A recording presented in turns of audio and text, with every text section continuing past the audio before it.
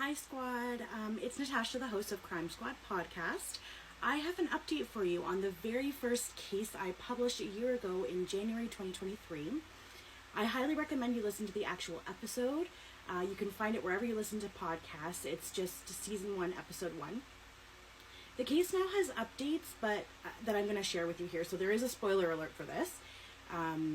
Quick refresh for you. In October of 2008, Lucas Shortreed was killed in a hit and run in small town Ontario. He was only 18 years old and left for dead when a white 1995 Dodge Neon plowed him down and shockingly did not stop to assist him. Over the years, countless tips have been received, and his family campaigned tirelessly to find someone to hold accountable for his untimely death. A reward of $50,000 was put up by the Ontario Provincial Police for information relating to Lucas's death. For 15 years, his killer roamed free. That is until September of 2022, when 2 arrests were made related to the case. David and Anastasia Halliburton were arrested and charged in relation to Lucas's death. And get this, the couple lived approximately 5 kilometers from where Lucas was struck and killed, and continued to live in the area for the entire time Lucas's killer was sought.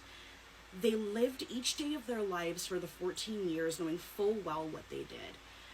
They went to huge lengths to avoid detection. For example, they purchased a second white Dodge Neon, identical to the one that was damaged from hitting Lucas, and they doctored the vehicle identification number and swapped license plates.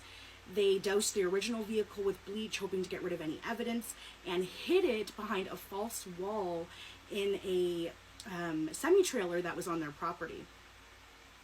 It was this vehicle that would be their downfall, and a tipster did come forward in 2022, 14 years after this horrific collision.